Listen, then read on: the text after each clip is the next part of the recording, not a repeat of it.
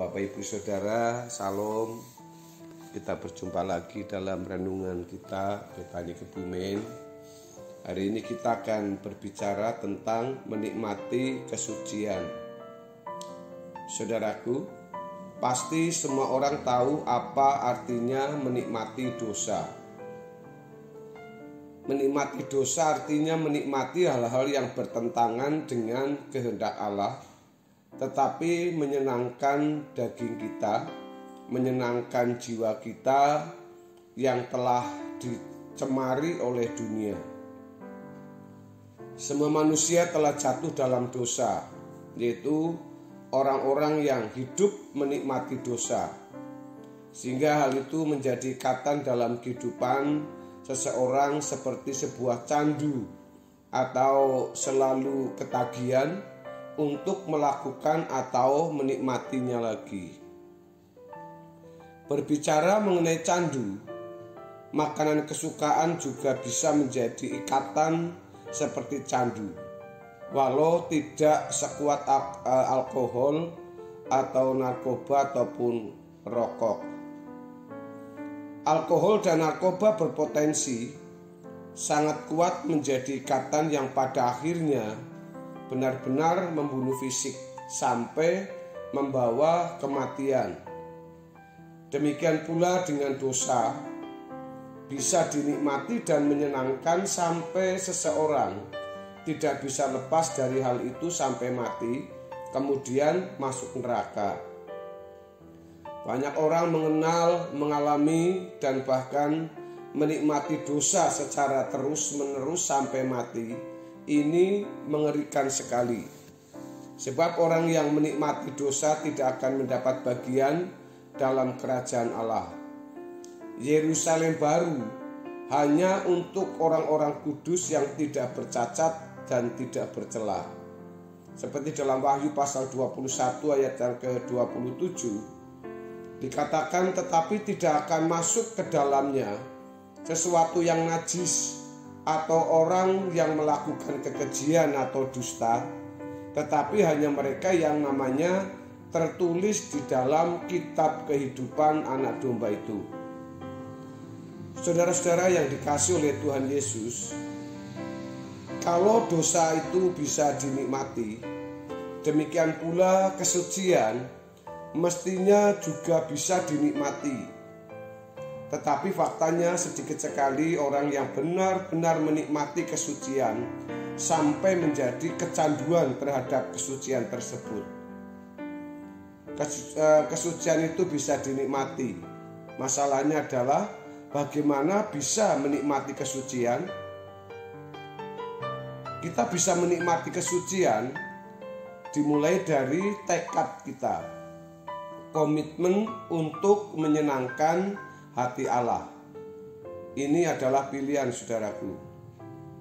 Setiap orang diperhadapkan pada dua pilihan. Apakah menyenangkan diri sendiri, yaitu memuaskan daging, atau mau menyenangkan hati Tuhan? Kita harus memilih dan menetapkan hati, walaupun kita masih ada di dalam kodrat dosa, bahkan sementara masih juga jatuh bangun. Namun demikian kita bisa berkomitmen untuk memilih hidup suci atau menikmati kesucian. Artinya memilih untuk menyenangkan hati Allah. Hal ini harus kita putuskan. Kalau kita berani mengambil keputusan untuk menyenangkan hati Tuhan dalam segala hal dan setiap saat, itu berarti kita mengasihi Tuhan. Orang bisa belum sempurna, tapi bisa berkomitmen secara bulat untuk mengasihi Tuhan. Orang-orang seperti ini pasti dipimpin Roh Kudus kepada kesempurnaan. Saudara-saudara, dalam perjalanan hidup dipimpin Roh Kudus, seseorang akan mendapat banyak tantangan, banyak godaan, banyak cobaan dan tawaran untuk menikmati atau kenikmatan daging. Kenikmatan dunia atau kesempatan-kesempatan untuk memuaskan daging dan keinginan jiwa yang dicemari dosa selalu ada, Bapak Ibu. Dalam hal ini seseorang bergelut dan bergumul tidak sedikit yang jatuh bangun. Namun demikian kita tidak boleh berhenti berkomitmen untuk mengasihi Allah. Kita tidak boleh berhenti berkomitmen untuk menyenangkan hati Allah. Komitmen itu untuk menyukakan hati Allah terus diupdate setiap hari. Diupdate artinya harus diperbarui setiap hari. Seperti saudara kita punya HP, ya, punya gadget yang suatu saat akan sulit sekali untuk kita buka karena sudah terlalu penuh memorinya dan sebagainya, maka perlu diupdate supaya bisa baru lagi, maksud saya bisa lancar lagi, saudara. Selanjutnya kita harus berjuang bagaimana kita bisa menikmati kesucian secara permanen. Ketika kita memilih untuk taat, pada saat itu juga ada kesempatan berbuat dosa. Dalam hal ini Tuhan mengizinkan kita mendapat peluang atau kesempatan untuk menikmati dosa, di mana kelemahan kita, di situ kita diuji. Kalau kelemahan seorang adalah kesombongan, Tuhan memberi kesempatan untuk menjadi sombong. Kalau kelemahan seorang adalah materi, harta dunia, Tuhan akan berikan kesempatan untuk menikmati materi harta dunia. Kalau kelemahan seorang ada di bidang-bidang lain, ya saudara, mungkin dengan ambisi ataupun dengan gelar, Tuhan akan izinkan untuk melakukan hal seperti itu. Nanti sampai menjadi seorang pegawai, maka di situ akan terjadi misalkan korupsi dan sebagainya, Bapak Ibu Saudara. Jadi ketika kita mendapat kesempatan untuk melakukan hal-hal tersebut, yaitu dosa, yaitu menikmati suatu kesukaan yang bertentangan dengan kesucian Allah, kita harus menolak dengan tegas. Untuk ini kita harus rela menyakiti diri sendiri demi menyenangkan hati Tuhan.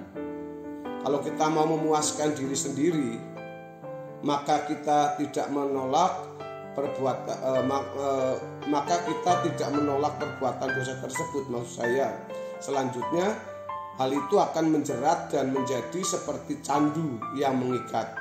Jadi kita harus berani untuk menolak dari perbuatan itu, supaya tidak terikat atau menjadi candu di dalam hidup kita. Tetapi sebaliknya, kalau kita menolak dengan tegas perbuatan tersebut, pada mulanya menyakitkan saudara, menyakitkan diri kita. Tetapi kalau itu terus berlangsung dalam hidup kita, akhirnya kita bisa merasakan bahwa kekudusan itu nikmat dan sangat indah. Akhirnya menolak dosa bukan saja tidak menyakitkan diri sendiri, tetapi menjadi kesukaan jiwa yang semakin dikuduskan. Kita bisa menghayati kehidupan indah yang tidak bercacat, tidak bercela. Atmosfer kesucian itu harus kita nikmati. Saudaraku, akhirnya yang kita gumuli adalah bagaimana kita memiliki kekuatan batin. Memiliki kekuatan batin untuk apa? Untuk menolak segala perbuatan-perbuatan yang dapat menyakiti hati Tuhan.